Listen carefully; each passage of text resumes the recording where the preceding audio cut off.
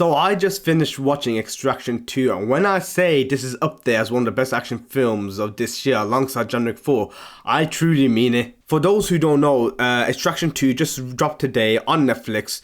You need to check it out. If you haven't seen the first film that came out April 2020, you need to check that out as well. It stars Chris Hemsworth, directed by Sam Hargrave and written by Joe Russo. And the first film showcased some of the best visceral action sequences that I have seen. Sam Hargrave is a former stunt coordinator who worked with the Russo brothers on countless of their movies, including Civil War, Avengers Infinity War and Endgame, Atomic Blonde, Winter Soldier, The Wolverine, Gangster Squad, like the list can go on. And I genuinely think that having a stunt coordinator turn to action director is probably the best move for action movies. We've seen it with both David Leitch and Chad Stahelski, so honestly I had very high hopes for Extraction 2, and it delivered. The most memorable thing from the first movie for me was the 12-minute one-take sequence. Of course, it wasn't actually shot in one take, but the fact is the hidden cuts were so well done that I was actually immersed. And Extraction 2 took it to a whole new level, and I've never seen this before, but it's a 21-minute action sequence. In terms of storytelling, it didn't bring much compared to the first film. I truly think the first film was better in terms of its story.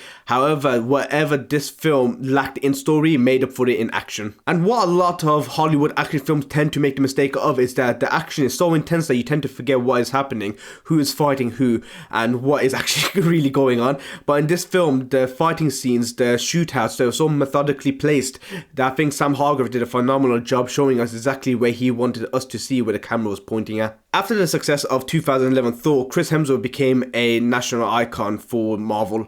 And honestly, even though that is his most iconic role, I genuinely think that Tyler Rake can become an iconic role in the action universe. And I genuinely think Tyler Rake suits Chris Hemsworth perfectly. He's a killing machine, he's a phenom, he's unstoppable, and he's basically a one-man army. You've got Tourniquet Guglielmi, who was phenomenal as a villain. And I think they did a good job with his backstory and made him look a lot more menacing than the previous villain in Extraction 1. This is the one thing that not a lot of people have spoken about when watching the reviews of Extraction 2, but it's the sound design. The Foley, the score by Henry Jackman and Alex Belcher, it was methodically done.